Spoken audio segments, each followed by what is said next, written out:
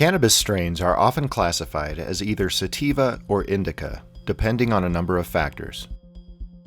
Although the terms are commonly used, not everyone understands the experiences they describe and how they differ from one another.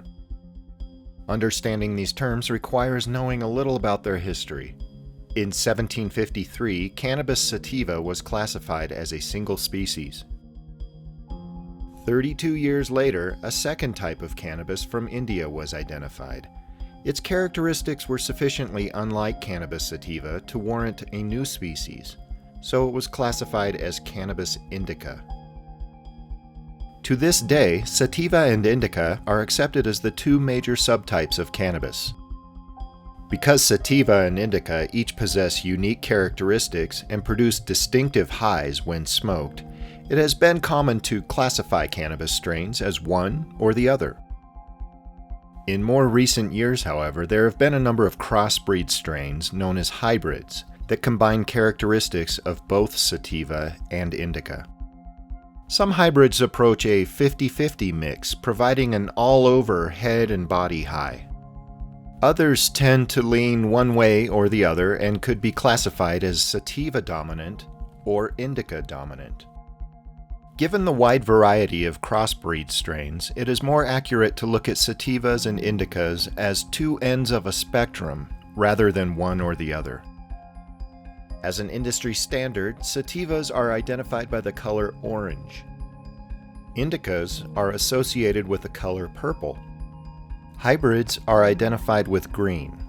Let's look at the differences between sativa and indica and find out what defines both ends of the spectrum. The most accurate way of identifying whether a plant is sativa or indica is by physical appearance.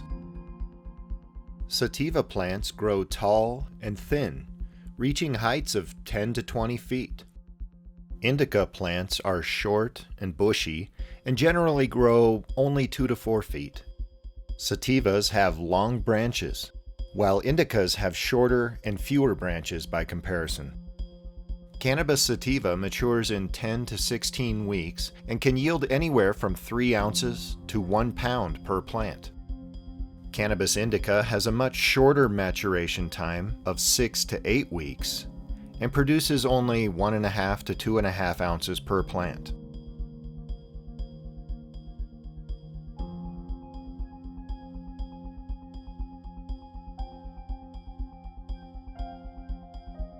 One other easily identifiable difference is the leaves. Sativas have long, narrow leaves that are typically a lighter green color. Indicas, however, have dark green leaves that are fat and wide in shape.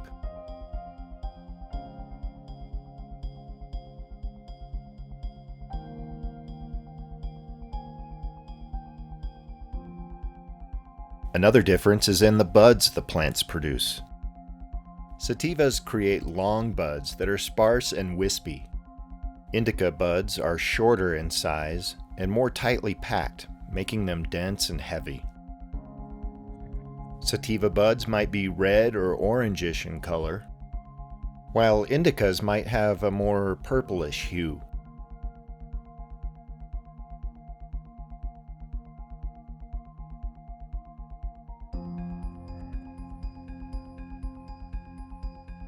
Most people are mainly concerned with the differences between the effects of sativas and indicas on the brain and body.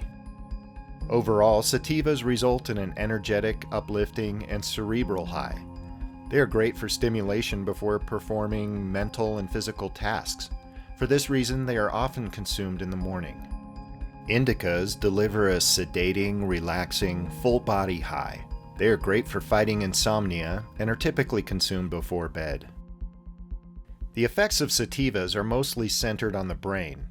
Sativa effects include fighting depression, treating ADHD, stimulating hunger, which is helpful for anorexia or cancer patients, feelings of well-being and ease, uplifting and cerebral thoughts, combating fatigue, increased focus and creativity, alertness and optimism, and they're good for social situations.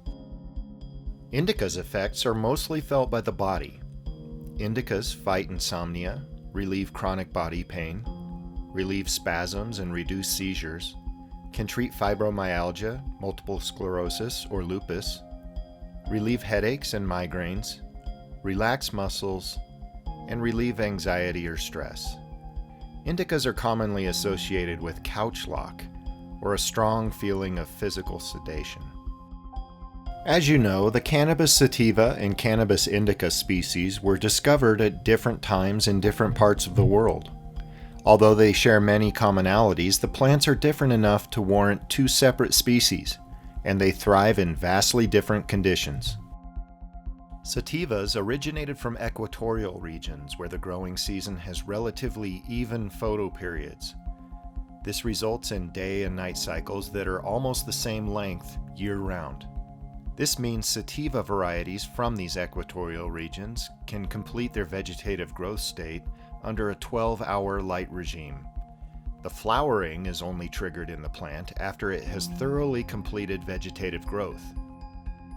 Indicas originated from northern India and the area formerly known as Persia. The growing conditions in the mountainous regions of Asia can be demanding for vegetation. That's why Cannabis indica plants have evolved into a hardy variety that matures early and generally shows moderate resistance to mold. Mature plants yield heavy, resinous flowers and are ideal for indoor cultivation due to their smaller and denser size.